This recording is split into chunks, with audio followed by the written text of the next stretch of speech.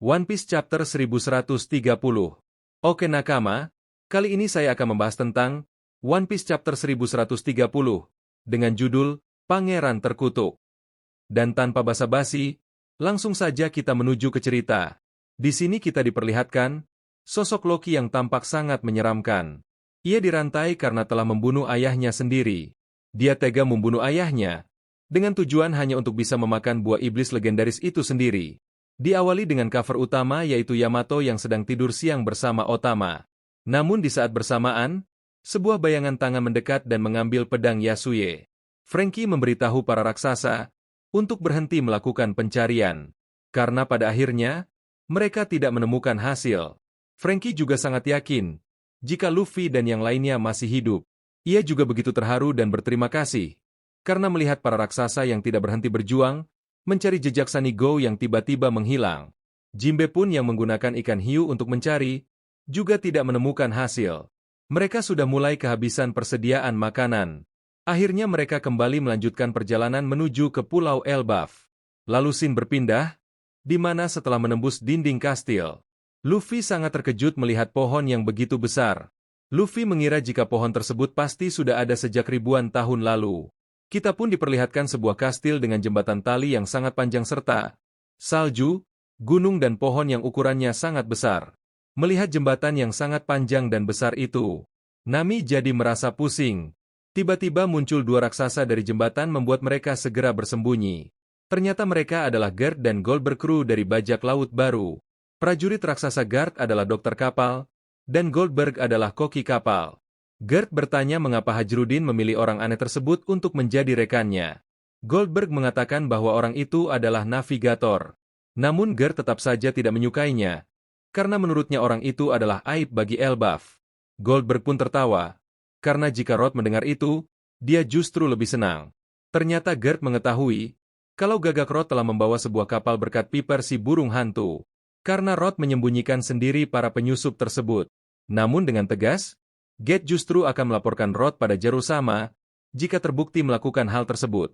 Tiba-tiba para kru topi Jerami sangat ribut. Ternyata Luffy ingin menegur kedua raksasa tersebut, karena menurutnya mereka adalah orang baik.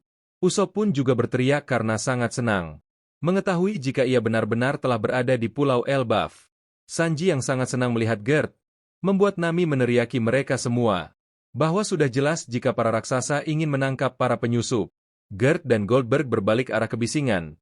Namun para kru topi Jerami sudah bersembunyi. Gert merasa jika itu hanya imajinasinya saja, tapi Goldberg juga mendengarnya.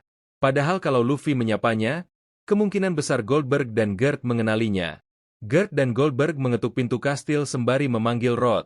Para kru topi Jerami akhirnya berjalan di atas jembatan tali yang sangat panjang, di mana di bawahnya hanya hutan serta serigala yang besar. Luffy tampak sangat fokus memikirkan sesuatu, sehingga Zoro pun bertanya ada apa dengan Luffy. Namun Luffy justru bertanya balik, apakah Zoro dan Sanji merasakannya juga? Karena membuat Luffy sampai merinding. Tetapi Sanji langsung memegangi Zoro dan tidak ingin ikut. Ia juga tidak membiarkan Zoro untuk ikut, karena Sanji tidak ingin Zoro justru tersesat di dalam hutan. Dasar si buta map.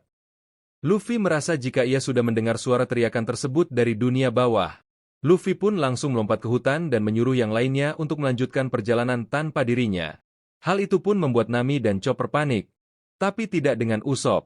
Scene kembali pindah ke kapal Elbaf, di mana Dory dan Brogy terkejut mendengar informasi dari koran kalau mereka berdua telah menyerang Pulau Egghead. Brogy pun bertanya mengapa mereka menyebar kebohongan. Brogy tidak bisa membaca korannya karena terlalu kecil. Robin pun dengan senang hati membacakannya. Setelah tertidur selama 1 abad, bajak laut prajurit raksasa pun akhirnya terbangun kembali. Bersama dengan Yonko, Mugiwara no Luffy, mereka mengubah Pulau Egghead jadi lautan api. Sehingga bounty untuk Brogy the Road Ogre dan Dory the Blue Ogre menjadi 1,8 miliar berry. Mendengar itu Brogy sangat terkejut. Apalagi menurut Dory mereka bukan mau bangkit lagi. Tapi para krunya justru senang mengetahui bounty kedua kapten mereka melonjak dari 100 juta menjadi 1,8 miliar berry. Namun menurut Robin, meskipun nilai tersebut berbeda dengan 100 tahun lalu, tapi jumlah sekarang sudah pantas untuk Dory dan Brogy sebagai kapten bajak laut raksasa. Koran tersebut juga menginformasikan jika Luffy telah membunuh Vegapunk dan membuat Franky tampak sangat marah. Tololnya Lilith justru bertanya, Apakah mereka benar membunuhnya? Tetapi Robin justru heran dengan tanda X yang ada di tangan Luffy. Tapi Franky tidak begitu memperhatikannya, karena Luffy yang selalu bergerak. Menurut Robin gambar tangan Luffy terlihat buram tetapi gambar X sangat jelas. Robin juga merasa bahwa ia pernah melihat tanda tersebut di suatu tempat. Tapi Robin juga sebenarnya kurang paham dengan tanda X tersebut. Karena posisinya masih sembunyi di Merigoing saat itu. Apakah itu sinyal dari Vivi yang sedang meminta pertolongan? Sayangnya Dory memotong obrolan Robin, dan mengatakan bahwa ia tidak menyangka jika Luffy sekarang sudah selevel dengan Shanks. Begitupun dengan Dory yang mengetahui jika Hajurudin telah menjadi bagian dari armada besar topi jerami. Dan seharusnya Hajurudin serta krunya juga datang menjemput Dory dan Grogi di Little Garden. Namun karena ada masalah di Pulau Elbaf, sehingga mereka tidak bisa ikut. Mendengar itu Franky pun bertanya masalah Loki. Kru bajak laut raksasa pun menjelaskan. Itu terjadi ketika Dory dan Grogi tidak ada. Seorang anak bangsawan lahir, dan dijuluki sebagai pangeran terkutuk. Ia melakukan hal-hal yang buruk, bahkan setelah dirantai beberapa tahun lalu. Namun dia hampir kabur, sehingga para prajurit raksasa berkumpul untuk menahannya. Franky dan Jimbe pun terkejut, karena ada seseorang yang membuat semua prajurit raksasa harus bergerak hanya untuk menahannya. Ternyata raksasa tersebut menginginkan buah iblis legendaris yang diwariskan secara turun-temurun di kerajaan Elbaf. Sehingga raksasa tersebut membunuh ayahnya sendiri yaitu Raja Harau dan memakan buah iblis tersebut. Dengan kata lain, jika pangeran terkutuk Loki berhasil kabur, maka dunia akan porak-poranda, karena Loki adalah aib besar bagi kerajaan Elbaf. Dan Shin pun berpindah lagi ke Luffy. Luffy bertemu pangeran Loki yang sedang dirantai di pohon raksasa. Terlihat di gespernya ada Jolly Roger yang mirip dengan simbol milik Katakuri, Shiryu dan King. Apakah ada hubungannya dengan mereka? Loki pun menyuruh Luffy untuk menyebutkan namanya. Dengan tersenyum santai, Luffy pun menyebutkannya. Aku adalah orang yang akan menjadi Raja Bajak Laut. Mendengar itu, Loki pun menandai kata raja yang diucapkan Luffy. Lalu Luffy bertanya di mana aku dan siapa kamu. Loki pun menjelaskan bahwa kamu berada di Warland, kerajaan Elbaf yang perkasa. Kerajaan terkuat di dunia yang dulu ditelan oleh peperangan. Terlihat beberapa air terjun besar dari Yggdrasil dan sebuah kastil, kota, dan meriam besar. Dan sebuah pedang super besar yang bahkan para raksasa pun tidak mungkin bisa mengangkatnya. Loki berkata bahwa ia adalah orang yang akan menghancurkan dunia. Sang Raja Matahari Loki. Dan akhirnya cerita chapter 1130 berakhir. Bagaimana nakama? Cukup menarik bukan? Misteri masih terus bertebaran. Apakah Loki akan menjadi teman Luffy?